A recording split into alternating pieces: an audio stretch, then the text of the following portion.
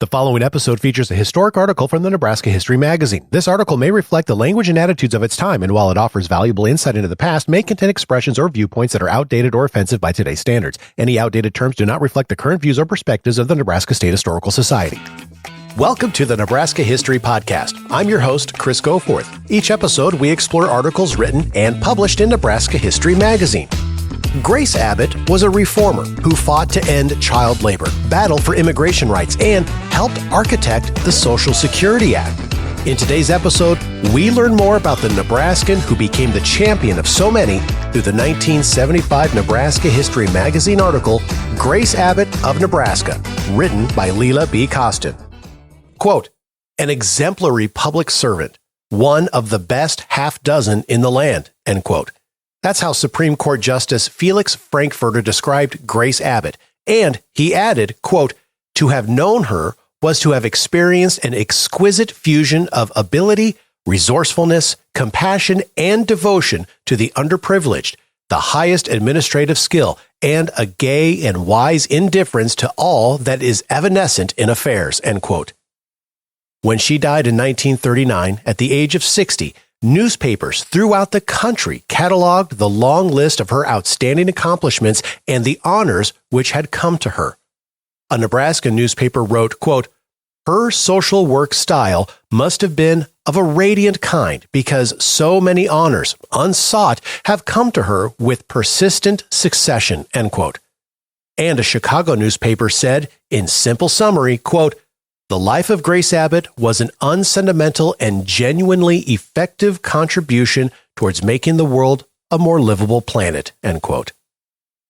In physical appearance, Grace Abbott had been described earlier like this, quote, she had a fine, lofty face with brown eyes that are candid and warm, a wide forehead from which dark hair is drawn back smoothly, a look of facing with clear, swift directness whatever life has to bring, and a manner that is unself-conscious, frank, eager. She has always been a woman to whom men talk as easily as women do. Her breezy Nebraska manner freshens the stagnant Washington atmosphere and blows mental dust out of the corners in a way somewhat terrifying to timid bureaucrats, end quote. Since then, others have used the terms like these to describe her. A trained, rational, and incisive mind. Eminently practical, yet creative and fearless. Forthright, vigorous, decisive, exciting to work with, possessing a delightful and quick wit, a champion of children, untiring in her efforts to reduce infant and maternal mortality and prevent exploitation of children in labor situations, a pioneer for Social Security legislation. Although her pursuit of learning and accomplishment for mankind took her from Nebraska to Chicago to Washington, D.C., to all states of the Union, even to capitals of Europe and the seat of the League of Nations in Geneva, she always remained Grace Abbott of Nebraska. The experiences of her pioneer childhood were closely allied to the characteristics which enabled her to contribute so fully and ably to the public life of her times.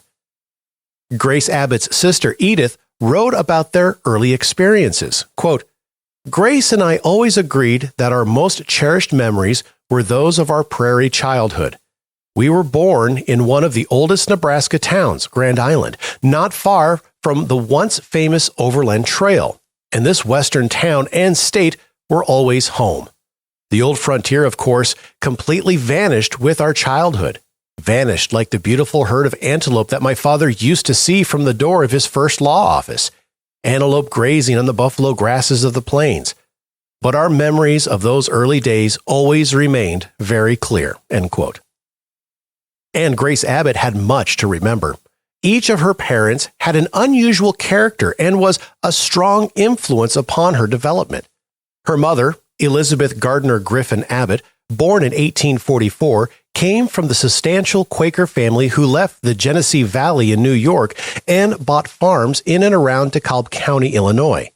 Lizzie, as she was usually called, along with her only brother and her widowed mother, spent her childhood in a log house with a, quote, large open fire in a large room just for weaving, end quote. The Griffin families and their Gardner relatives in Illinois were abolitionists and worked for the Underground Railroad. In the next generation, the Abbott children were to listen avidly to their mother recount her early memories of the heavy bakings before a wagon suddenly dashed into the yard, and how everything disappeared as the wagon dashed out again, and how her mother and the Gardners were all excited.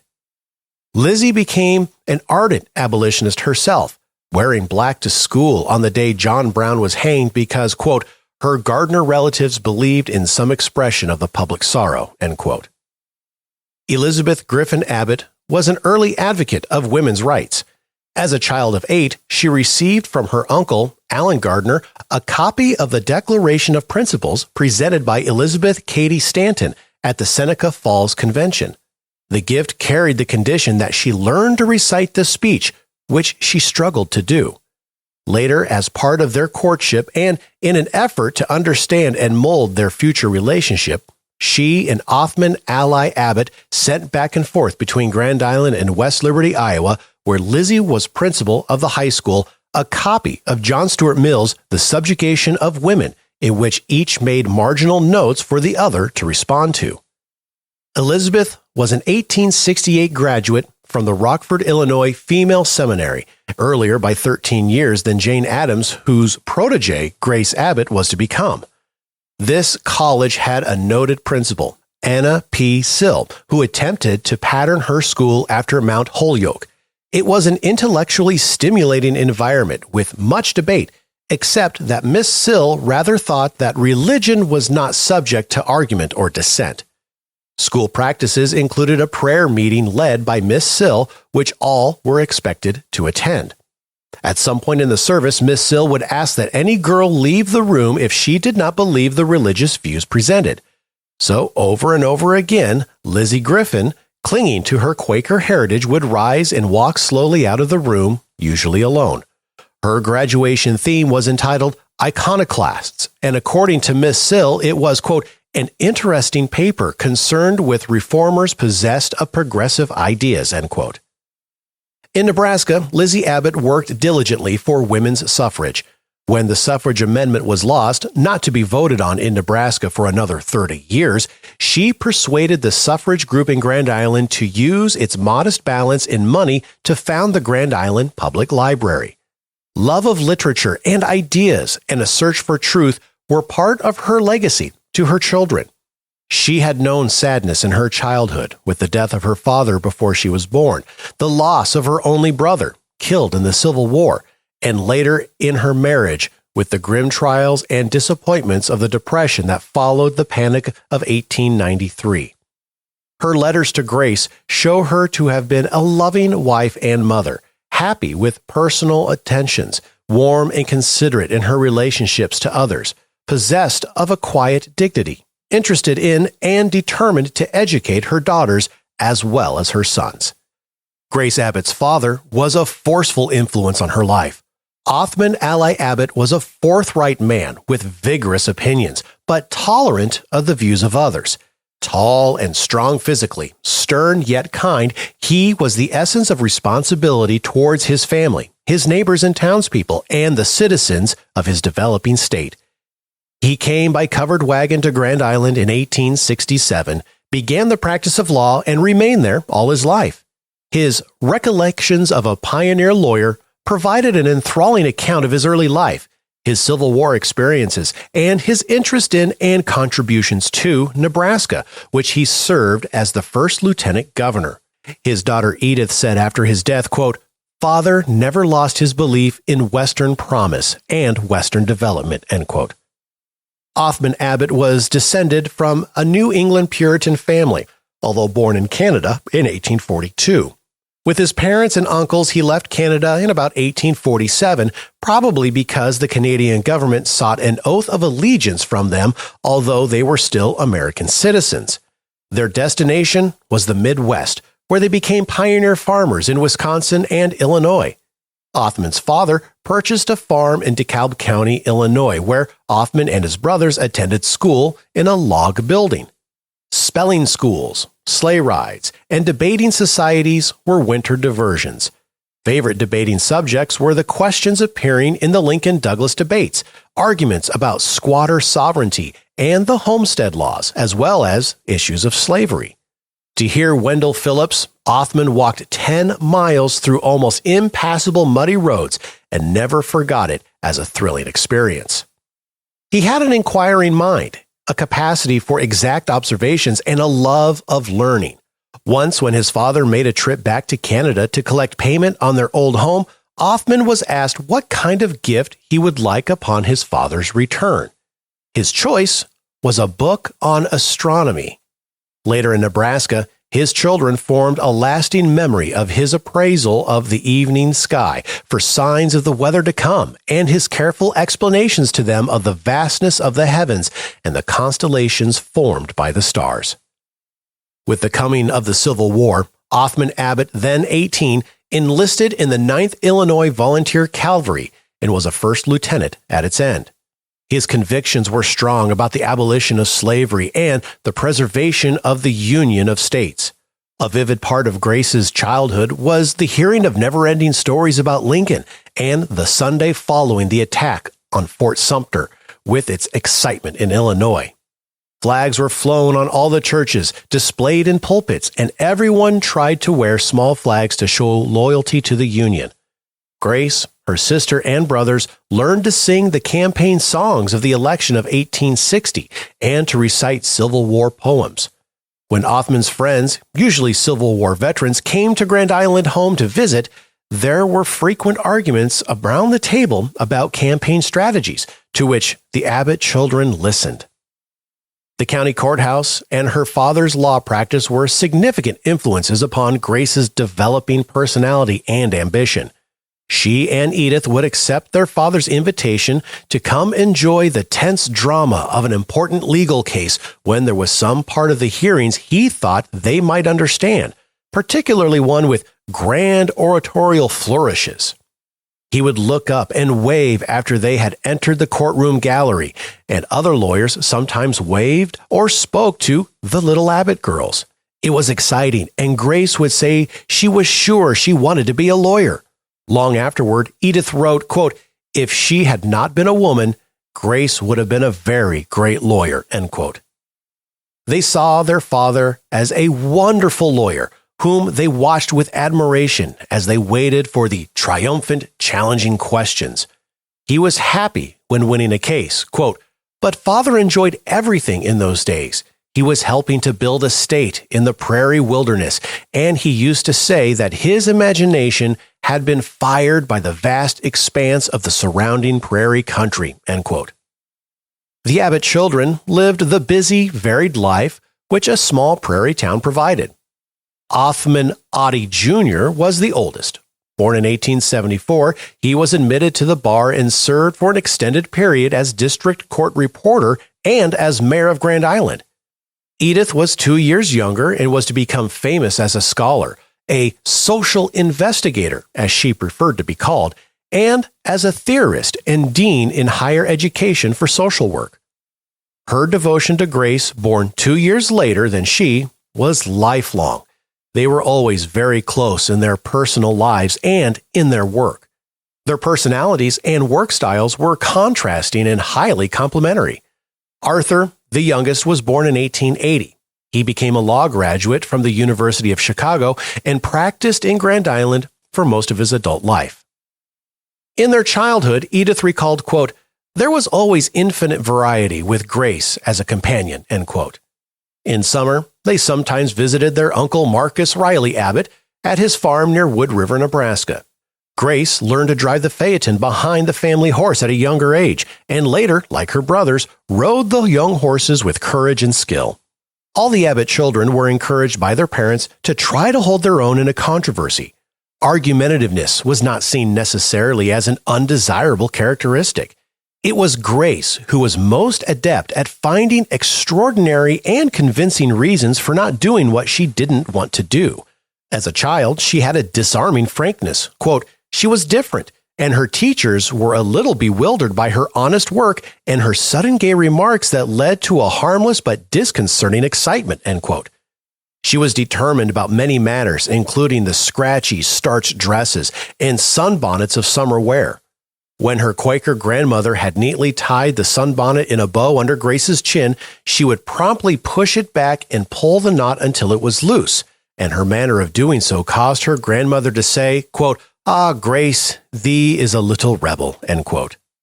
Church suppers and social picnics, medicine shows, German lessons, a circus, even revival meetings of fundamental sectarian groups in Grand Island, all these Grace entered into with zest.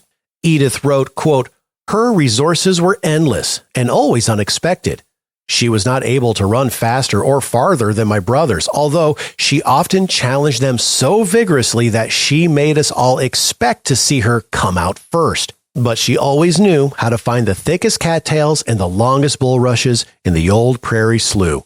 She knew where the violets were earliest, largest, and thickest in the spring, where the prairie flowers could be found in the endless monotony of the buffalo grasses in the summer, and where the wild grapes grew in a hidden thicket near the river. She was more amusing than the rest of us, full of undreamed-of possibilities and wonderful stories," end quote. But all this was to change during the panic of the 1890s. In the days of poverty and distress in Nebraska, Othman Abbott suffered serious financial losses. Edith had been graduated with honors from Omaha's Brownell Hall in 1893 and at 16 began teaching in the Grand Island High School. It was hard and demanding work. Audie left the University of Nebraska, found work in a grocery store, and began to read law with his father. Grace, not able to go to Brownell Hall as planned, finished high school in Grand Island and enrolled in the new small college there. Arthur found summer work in the beet fields. After college graduation at age 19, Grace took her first teaching position in the fall of 1898 in the Broken Bow High School. She was determined to succeed and entered into the life of the small town, then about 1,200 persons. She taught 7 classes a day: plain and solid geometry, algebra, Caesar, German, rhetoric, and English literature. But in the spring, she contracted a serious case of typhoid fever. She was cared for in Broken Bow in a makeshift hospital, and when she was well enough to leave, her father and mother took her home for a long convalescence. 35 years later, when she was carrying out one of her duties as chief of the United States Children's Bureau, speaking on a weekly radio program having to do with the work of the Bureau, she received a letter from a former school teacher colleague in Broken Bow. Grace replied to her, quote, "Of course I remember you and the old days in Broken Bow. I could never forget it, for it was my first job and my first work away from home, and I felt when I came down with typhoid fever that spring that I had failed completely and utterly," end quote. Othman and Lizzie Abbott's 4 adult children helped each other financially when they could and tried to save money to help their parents or to use for more education. In the fall of 1899, Grace was well enough to resume work. Edith took her own small savings and went to the University of Nebraska to finish a degree she had begun work on in summer sessions. Grace replaced her in the Grand Island High School and taught there for 8 years. Why did she finally leave Nebraska when it meant so much to her?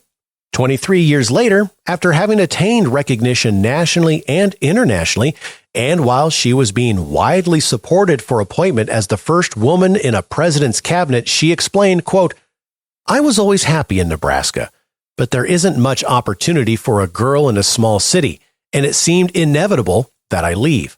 A boy can come home from college, begin the practice of his profession, and advance rapidly in his hometown. But when a girl comes back, what can she do? She can teach, but after she's done that, she finds that she has reached the top and that there's nothing more for her," end quote. Much more awaited Grace Abbott when she left for the University of Chicago in the fall of 1907 to study law and political science.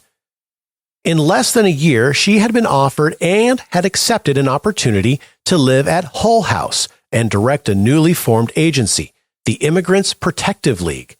European immigration was by then more than 1 million persons per year, and large numbers of them poured into Chicago and its west side, where their problems became evident to Jane Addams and the Hull House residents. Quote, "In 1908, Hull House and the Old West Side were still a part of a vast city wilderness. The streets were atrocious, badly paved or not paved, rarely cleaned or never cleaned. There were horses everywhere and filthy, rotting stables. And alleys, the tenements, many of them wooden shacks that had been built on the prairie before the Great Fire, were beyond description. And there were sweatshops and home finishings on every side of us as we came or went. Great foreign colonies had been established where English was seldom heard. We were in the midst of an Italian neighborhood adjoining a large Greek colony. There was a large Bulgarian colony along Halstead Street to the north, and the old ghetto to the south, as picturesque as it was insanitary." End quote. But Grace loved vigorous activity, personal challenge, and colorful differences among people and places. Her capacity for leadership in the social welfare movement and her extraordinary ability to organize and administer began rapidly to take form. Hull House was an exciting and intellectually stimulating place to live. There were then about 25 women and 12 men residents of varying professions and interest. There were music teachers, art teachers, club leaders, social workers, lawyers, newspaper reporters, doctors, and a few successful businessmen who wanted to work with a social reform group. Quote, "Our political opinions varied widely, and our arguments not infrequently began at the breakfast table. And during the day, the various participants in the current controversy seemed to have sharpened their weapons and prepared for the new arguments that were sure to be heard at the dinner table." End quote. Grace, who was known to thrive on controversy, wrote happily to her parents, quote, "This is the place to get radical opinions," end quote. Some of the most remarkable women of the century who were challenging the stereotype of women were interested in her and began to influence her. Not only Jane Addams, but Julia Lathrop, Florence Kelley, Sophonisba P. Breckinridge. Hull House became, in effect, her training ground for future monumental accomplishments in professional government administration. Each day, Grace Abbott directed the activities of the Immigrants Protective League. With support from board members like Judge Julian W. Mack, Professors Ernest Freund, George H. Meade, and Miss Breckinridge, and businessman, financier, philanthropist Julius Rosenwald, the young director soon uncovered a whole series of situations to challenge the pioneer field of public welfare administration. There were problems among the new immigrants which required immediate attention. Accommodations for those temporarily stranded, help to men whose families were attempting to join them and had been detained, often arbitrarily, at Ellis Island. Children who needed to be enrolled in school, and parents who needed explanation and support in seeing that they attended. Translation of papers which immigrants were being urged to sign. Help in securing money due them from steamship companies and exploitative employment agencies. There were problems of poverty, public health, adult education, and justice in the courts. Considerable attention was given to the, quote, lost immigrant girl, who was expected but never arrived in Chicago. There were visits and help for the single, unaccompanied girls without relatives or other reliable friends in the bewildering city. The professional approach which Grace Abbott evolved was a dynamic and far-sighted means of linking two facts of social work, currently termed advocacy and labeled innovative. The two components were family-centered casework and protective services for individuals and families in trouble, and use of the courts, government's regulatory authority, and other influences for social action to change conditions creating the problems. The immigrant received prompt, individual help to alleviate stresses. In doing so, data were collected about the immigrant's experiences throughout the long journey. How much was being paid for board, the occupation, wages, hours, and other conditions of work, the remaining link and obligation to home in the native country. Lecture series were set up to give new immigrants the kind of information they most needed in their new environment. Studies were published and solutions sought to the larger problems which investigation had uncovered. Attention was focused on the need for some guarantee to the immigrant of safe arrival in Chicago. Even though conditions had been improved by federal immigration authorities at the port of arrival from the time they were placed on trains, hopefully to their desired destination, immigrants were without guidance or supervision. As a result of the language barrier, the confusion of the journey, and the railroad station upon arrival, and their vulnerability to exploitation by unscrupulous persons, many failed to reach their friends or relatives. Grace Abbott secured the cooperation of the Chicago and Western Indiana Railroad, who furnished a 2-story building and turned over to the League the supervision and control of immigrant arrivals. The League's purpose was, quote, to give the help which the very large number arriving at this station so badly needed, but also to show that official supervision was necessary and practical, end quote. Protective legislation at the federal level was sought to guarantee a safe arrival, and it was secured in large part as a result of the League efforts and Grace Abbott's convincing testimony to Charles Nagel, the Secretary of Commerce and Labor under President William Howard Taft's administration. Grace had become a liberal immigrationist. She held respect for and confidence in the new immigrant. In January 1912, she made a hurried and unexpected trip to Washington. President Taft was holding a public hearing on legislation for a, quote, literacy test, end quote, as a basis for admission of immigrants. As Edith wrote to her mother, quote, no one goes to speak for the immigrants except representatives of Polish and Jewish societies and all of the patriotic organizations, like the Sons and Daughters of the Revolution. Mayflower descendants all go to speak against immigration, so it means a great deal to have someone like Grace, who is an older American than most of them, there to speak on the other side. This time, Mr. Oswald Garrison Villard of New York, the grandson of the great William Lloyd Garrison, also went on, so Grace had at least one good supporter besides the foreigners themselves, end quote. The literacy test passed by Congress was vetoed by President Taft, who later, quote, told our friend Mr. Rosenwald that it was Grace Abbott's statement at a hearing that he had held that persuaded him to veto the literacy restriction, end quote. Within the limits of this article, mention only can be made of Grace Abbott's 4-month leave of absence from the League in 1912 to go at her own expense to Europe to study the homes and culture of Croatia, Slavonia, and Galicia, original homes of many immigrants she called upon to help.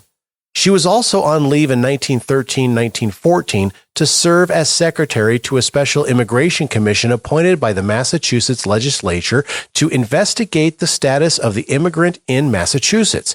In 6 months, she had her report completed and received this commendation from one of the members of the commission, quote, she planned and carried through a comprehensive investigation of conditions and wrote a report of which it was said on State Street that it was the ablest state paper ever issued in the Commonwealth. The program proposed covered over 50 recommendations in the fields of education, medicine, housing, protection of savings, justice and civil rights, naturalization, and distribution of the influx of newcomers, of whom the state was then receiving well over 100,000 a year, end quote. Her clear and analytical thinking and ability to look at individuals and groups free of stereotypes had stood her in the good stead. Other activities concerning public questions filled Grace Abbott's Hull House years.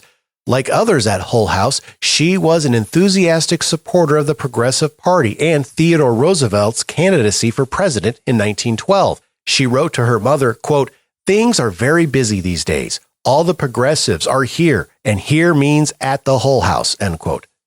She gave suffrage speeches, lobbied in the state capitol for reform legislation, regulation of private employment agencies, improvement of public employment offices, protective regulation of the hours and conditions of female employment. She was a member of the Women's Trade Union League and joined in the struggle of a group of oppressed workers in a growing and successful industry. Sidney Hillman was to recall 30 years later that in the garment workers' strike of 1910, quote, Grace Abbott joined our picket line, helped to collect funds for food and shelter, spoke at our meetings, presented our case to the public, and appealed to the city administration to arbitrate the strike. Grace Abbott had recognized the basic issues of the struggle and realized the need for the introduction of orderly industrial relations machinery in the clothing industry. Thus, back in 1910 and later during the strike in 1916, Grace Abbott helped to show that labor disputes are not private encounters between employers and employees, but that they are of profound social and economic import and affect the entire community, end quote. In 1915, Grace Abbott was one of the American delegates to the Women's Peace Conference at The Hague, Netherlands. The following year, she organized the Conference of Oppressed Nationalities, which met in Washington, D.C. under the auspices of the American delegation to the Congress after the War of the International Conference of Women for Permanent Peace. Its purpose was to aid in formulating public opinion with regard to the rights of submerged nationalities, and spokesmen at the conference were American representatives of the Irish, Belgians, Serbians, Albanians, Syrians, Croatians, Russian Jews, Lithuanians, Poles, Ukrainians, Slovaks, Bohemians, and Finns. In April 1917, Grace Abbott was appointed director of the Child Labor Division of the Children's Bureau and joined Julia Lathrop in Washington, D.C. The employment of large numbers of children, particularly in the textile mills of the South, as had been true of the mills of the North in earlier years and of other factories and tenement industries, had evoked national and even international criticism. The struggle begun by reformers in the previous century to control the exploitation of children in industry finally resulted in the passage by Congress of the first child labor law. The Children's Bureau in the Department of Labor was assigned responsibility for its administration and enforcement. Although the federal legislation was declared unconstitutional by the United States Supreme Court a year later, Grace Abbott made marked progress in evolving the acceptable and effective basis for federal, state, local administrative relations in social welfare programs, a pattern which she was to build upon and demonstrate in a trenchant way during the administration of the Maternity and Infancy Act in the 1920s. Practice strategies were essential, ones which took into account the diverse characteristics among the states, since this new kind of protective legislation was to be enforced locally. Selecting and organizing a field staff, establishing a systematic means of determining a child's legal age for the purpose of issuing work certificates, often in dispute since there was yet no uniform system of birth registration, carrying out inspections of textile mills and other places of children's employment, consulting with federal, state, and local officials in the writing of administrative rules and regulations. To all these duties, Grace Abbott applied her ability to distinguish between important questions of principle which could not be compromised and other minor questions of administrative policy. Although federal child labor enforcement came to an abrupt end with the Supreme Court decision, Grace Abbott continued with the Children's Bureau for another year to carry out further collection and evaluation of social facts. The court decision had come at a time when there was unusual need for the protection of children in exploitive work situations. For over a year before the entrance of the United States into World War I, children had been drawn into industry to help fill contracts by American manufacturers and belligerent nations. The situation came more acute with America's entrance into the war. In many states, the result was a harmful lengthening of the working day for children and other violations of state laws. Grace Abbott accepted an appointment as consultant to the new War Labor Policies Board, created by President Woodrow Wilson. The purpose of the board was to fill the need for a scientific agency to determine general policies in the arbitration of contracts in war-related industries. Her knowledge and experience with problems of women and children in industry were invaluable. She was able to influence the board to adopt a regulation providing that protective standards of the invalidated federal child labor law should be made a condition of all federal government contracts. For the rest of her life, Grace Abbott was able to seek a legal means to give nationwide protection to children against the cruel diminution of their childhood and loss of opportunity for schooling and normal development, which resulted from their premature employment in mills, mines, factories, canneries, and on farms. After a second federal child labor law was declared unconstitutional by the Supreme Court, she was forceful in securing agreement among reform groups on the necessity for a constitutional amendment to regulate child labor, in finding legal wording of the proposed amendment which would satisfy different points of view, and in rallying support for its passage by a large nonpartisan majority of Congress. But in face of a misrepresentation and propaganda from reactionary political and industrial employer groups with vested interests in the defeat, not enough states ratified the hard-won amendment. Quote, with the coming of the New Deal in 1933 and essentially on the urging of Grace Abbott and her successor, Catherine Lenroot, prohibitions on the employment of children in interstate commerce were written into the Fair Labor Standards Act of 1938, and when the courts upheld the constitutionality of the act, the cause was finally won. Unceasing agitation was the price of ultimate achievement, end quote. The full development of Grace Abbott's uncommon abilities took form with her appointment in 1921 to succeed Julia Lathrop as chief of the Children's Bureau. The law, which had created the Children's Bureau in 1912, set forth its duties as follows, quote, to investigate and report upon all matters pertaining to the welfare of children and child life among all classes of our people, end quote. It was the clear intent of the statute to create an independent investigative or research agency in the comprehensive field of child welfare. Julia Lathrop, the first chief, had earned high praise for her nonpartisan, objective, and vigorous pursuit of the Bureau's purpose. She was determined to preserve in the transition to a second chief the non-political administration which had prevailed through her tenure under President Taft and Wilson. But in early 1921, and the new administration of President Warren G. Harding, there was an influx of Washington job seekers and pressure to name loyal party workers to the new appointments. Grace Abbott, the choice of Julia Lathrop, had the backing of organized groups of progressive women, social workers, and persons of scientific orientation interested in child welfare. However, she had no political party backing and, in fact, had no firm party identification.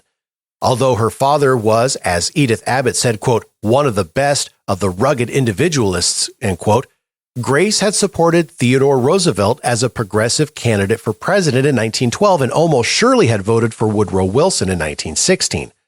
During her professional life, she had not considered her political affiliation as a qualification for any position to which she aspired. Faced with this threat to the integrity of the Children's Bureau, Miss Lathrop skillfully interpreted the situation to persons like Florence Kelley of the National Consumers League, Harriet Taylor Upton, vice chairman of the Republican National Committee, and Julius Rosenwald, a friend of Herbert Hoover, along with others able to command a following. After 4 months of negotiation, Grace Abbott was appointed the chief of the Children's Bureau, with some slight but amusing last-minute competition between Senators George Norris of Nebraska and Medill McCormick of Illinois as to which state had the right to claim her. From then on, it was Grace Abbott's clearly recognized competence and her ability to marshal support from women's groups on almost any issue which counted. She was reappointed chief of the Children's Bureau by Presidents Calvin Coolidge, Herbert Hoover, and Franklin D. Roosevelt. At one point, James Farley noted that Grace Abbott, who had been one of the top-level women in Washington under Hoover, was a Republican. Quote, although she militantly championed children's rights, ambitious Democrats tried to use Miss Abbott's party affiliation as an excuse for Farley to force her out. Eleanor Roosevelt advised Farley to write the women who was after Dr. Abbott's job that no changes being made in the Children's Bureau and that Miss Abbott has the backing of most of the organized groups of women interested in child welfare, end quote. Grace Abbott served as chief of the Children's Bureau for 13 years. For her, most of these were halcyon years. The days were crowded and demanding, and she was happy with her grand new job. Its arena was ideal for her talent for cutting through distracting or distorted information and grasping the basic issues and overlapping concerns and communicating them to others. This might be to a congressional committee, a newspaper reporter, a group of state and local government officials, unfriendly textile mill owners, or women across the country. She was never afraid of making and acting on decisions once she had the facts. She attracted highly competent men and women to the Children's Bureau, probably because she tried to discover individual capabilities and tailor them to their best use.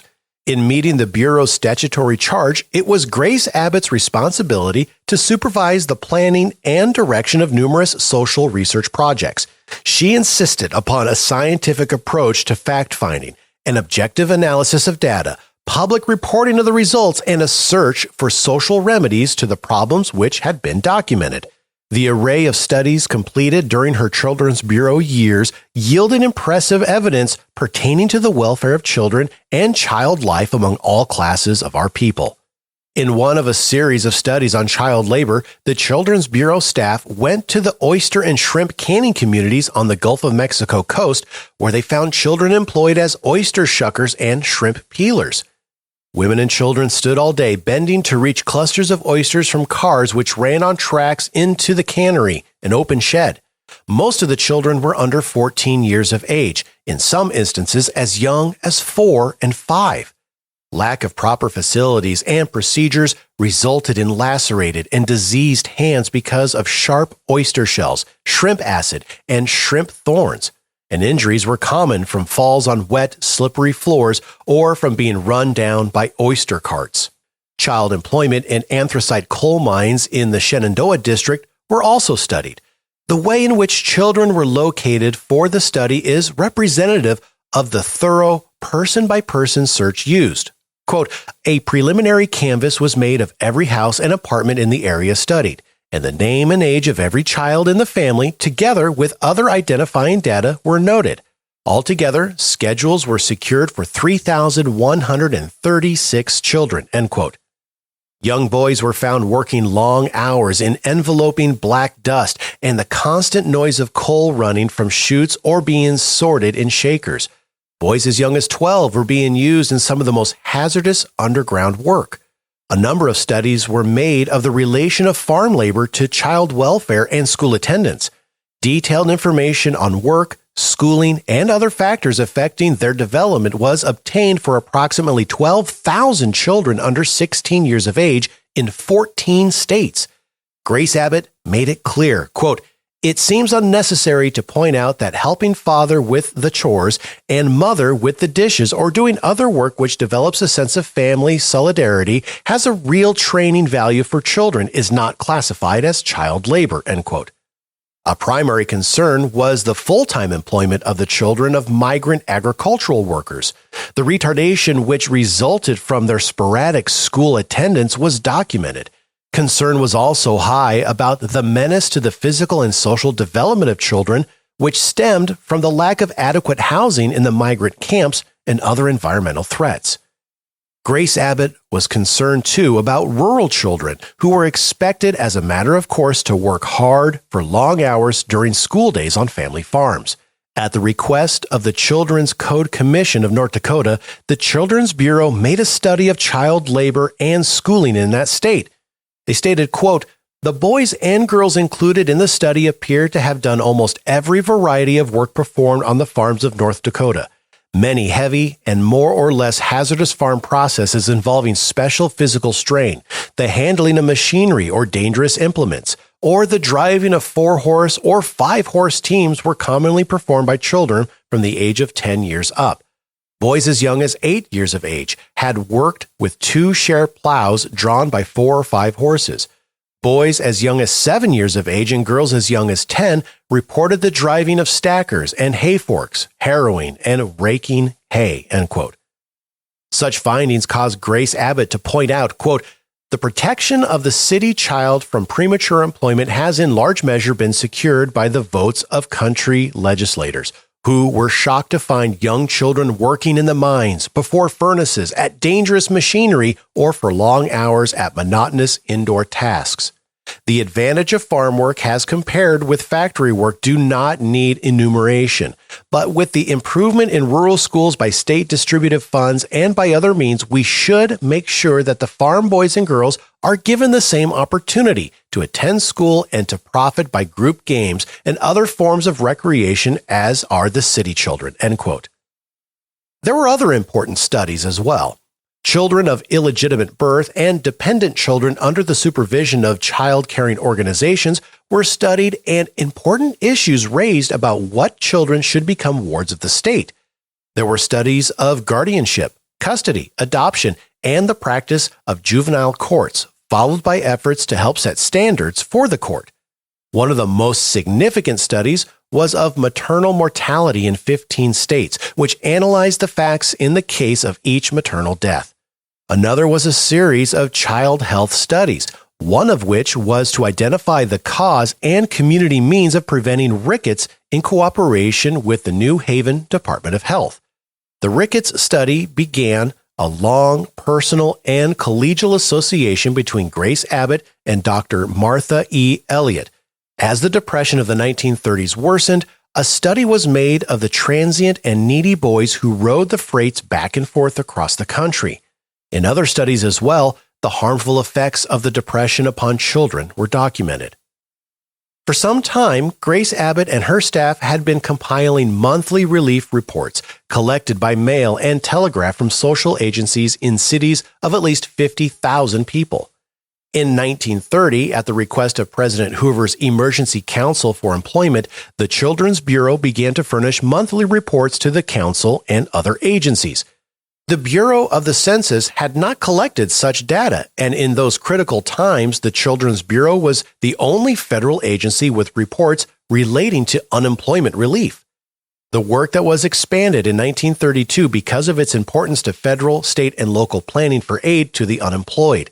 In 1934 alone, the Children's Bureau distributed 1,763,797 of its various publications to government and voluntary agencies and the general public. Almost 80,000 were the popular and frequently revised ones on which so many mothers relied: prenatal care, infant care, the child from 1 to 6, and child management. Congress in 1921 added to Grace Abbott's responsibility by passing the Maternity and Infancy Act, frequently called the Shepard-Towner Act. A plan for such a program had been submitted by Julia Lathrop in her annual report in 1917. Congresswoman Jeanette Rankin of Montana first introduced it for passage in 1918. The act provided a new form of social welfare grant in aid to the states and gave responsibility to the chief of the Children's Bureau for its administration and for the research in maternal and infant care. Problems of childbirth and care of babies were not new to Grace Abbott. During her days with the Immigrants Protective League in Chicago, she had been concerned about the services of midwives, the neglect of pregnant women, and the conditions under which women gave birth. Early studies by the Children's Bureau had found that the United States had unusually high rates of maternal and infant mortality. At the time the Maternity and Infancy Act was passed, the death rate for mothers in childbirth was higher than the rates for most foreign countries which has statistics of birth and death. The infant mortality rate was higher than the rates for 5 of such foreign countries. The purpose of the new legislation was to promote maternal and child health programs. Among the services offered were campaigns to secure registration of all births. 18 states still had no birth registration in 1923. Conferences with mothers about maternal and child care. Distribution of supplies for mothers who were unable to go to a hospital for the birth of their babies. Medical and nursing care for mothers and infants at home, particularly in remote areas. Nutrition classes. Efforts to improve services of midwives, and an increase in numbers of public health nurses and physicians, particularly in rural areas. The act provided that states develop plans on the basis of need and provide matching funds in order to receive grants in aid. Conferences and advice were provided by the Children's Bureau. Between 1921 and 1929, 45 states, including Nebraska, cooperated with the Bureau in using federal funds before Congress failed to renew the act. In spite of widespread support for maternity and infancy programs among women's groups and evidence of successful implementation in the states, some opposition to the passage of the act and to its renewal had persisted. Briefly stated, opposition came from groups such as these: the American Medical Association, which saw it as a wedge which might lead to the state medicine model. Medical cultists, who opposed any public health program, even vaccination and quarantine. States' rightists, who overlooked federal grants for highways, soil surveys, forest fire prevention, county extension agents, control of venereal disease, and other causes.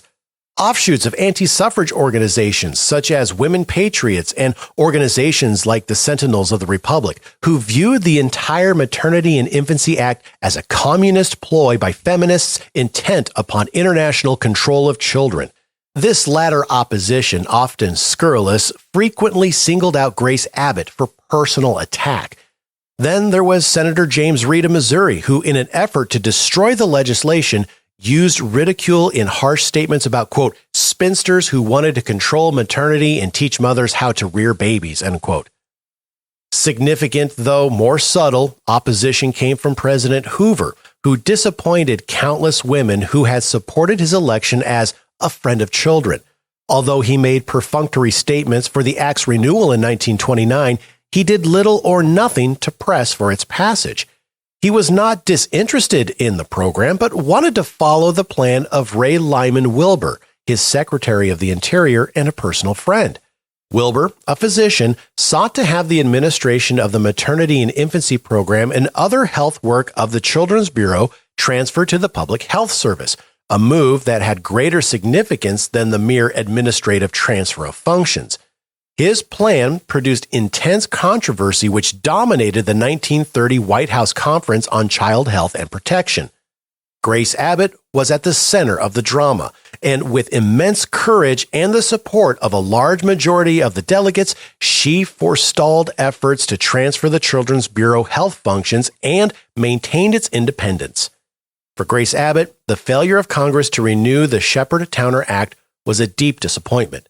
But she never lost sight of the needs of mothers and their children, nor surrendered her efforts to secure the basic protections of them which the Act had provided. With the passage of the Social Security Act in 1935, that goal was reached, and Grace Abbott was largely responsible. In 1934, President Roosevelt created a Committee on Economic Security to develop a workable Social Security program. Edwin E. Whitty, a University of Wisconsin economist and expert in the field of social insurance, was appointed executive director of the committee. Grace Abbott was appointed to serve on its advisory council. Whitty summed up Grace Abbott's contribution to the writing and passage of the Social Security Act as follows, quote, I regarded Miss Grace Abbott as one of the most useful of the Americans of the present generation. She, above everyone else, was responsible for the child welfare provisions which occur in the Social Security Act. Miss Abbott never let me forget that we must do something for the children to have even a reasonably adequate Social Security bill. I recall vividly that many of the people in our technical committee who had most to do with the formulation of the Social Security program said that such matters as infant and maternity services, crippled children's services, and even dependent children's services had nothing to do with social insurance. As it turned out, the child welfare provisions brought to the bill most valuable support, and they turned out to be among the most popular provisions of the measure. I also recall what Miss Abbott did for Social Security at the most crucial stage of its consideration in Congress.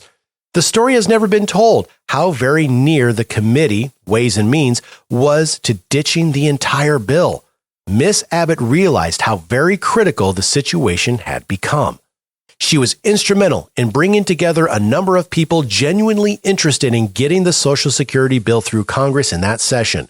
She took the lead in organizing a small committee to contact leaders of public opinion in all walks of life, who joined in a statement presented to Congress urging action upon the pending Social Security bill and expressing the idea that it was necessary to make a start if Social Security were to ever be improved. I am satisfied that the congressional session of 1935 was the last for several years in which the Social Security Act could have been passed, and I give Miss Abbott much of the credit for getting this measure through Congress when it appeared to be lost. Miss Abbott was indeed a high-minded woman and a great champion of the underprivileged, end quote. Grace Abbott left the Children's Bureau in June 1934 to assume a professorship in public welfare at the School of Social Service Administration, University of Chicago, where her sister Edith was the dean. The immensity of her activities and influence during her years in Washington cannot be covered fully in these pages. For example, no mention has been made of her intentional work with the League of Nations, which she undertook at the request of the State Department. This was pioneer work in international social welfare, which helped to lay a foundation for later worldwide cooperative research, consultation, and education. Nor has discussion been given to the numerous honors which were accorded her. Some of these follow.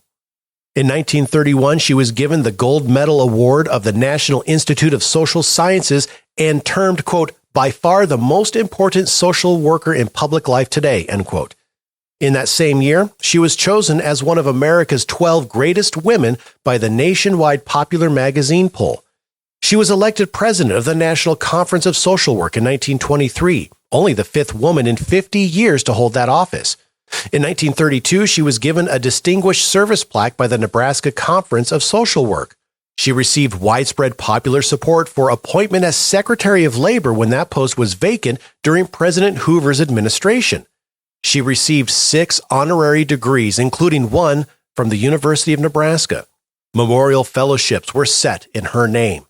Children's homes in South Dakota and a children's treatment center in Illinois were named for her. A Liberty ship was christened the Grace Abbott.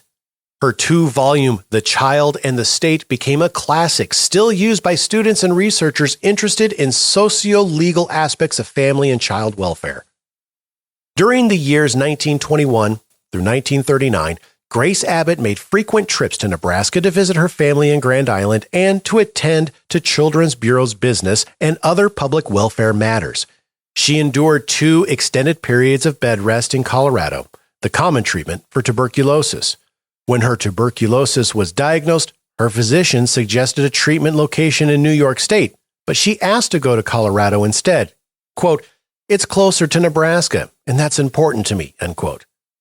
During her exile, as Edith Abbott had called it, Grace remained in close communication by letter, telegraph, and staff visits with Washington and the Children's Bureau. Grace Abbott died June 19, 1939, of multiple myeloma. Her strong heart and her courageous approach to illness kept her working for the causes she believed in almost to the end of her life. A few months after her death, Edith Abbott wrote, quote, Grace and I often talked over the vivid memories which we shared of the pioneer days in our part of the Great Plains. And we used to say that if we lived in Chicago 100 years, we could never forget the call of the meadowlarks along the roadside, the rustling wind in the corn, the slow flight of the sandhill cranes over the prairie creek near our home, and the old overland trail a mile from the main street of our town, where the wild plums were hidden and the bittersweet berries hung from the cottonwoods in the early fall. Thank you for listening to the Nebraska History Podcast. To learn more about Nebraska History Magazine, to listen to more podcast episodes, or to support our podcast by becoming a member of the Nebraska State Historical Society, go to history.nebraska.gov/podcast. And don't forget to subscribe to the podcast and get notified when we release new episodes on your favorite podcast platform. Until next time, I'm Chris Goforth.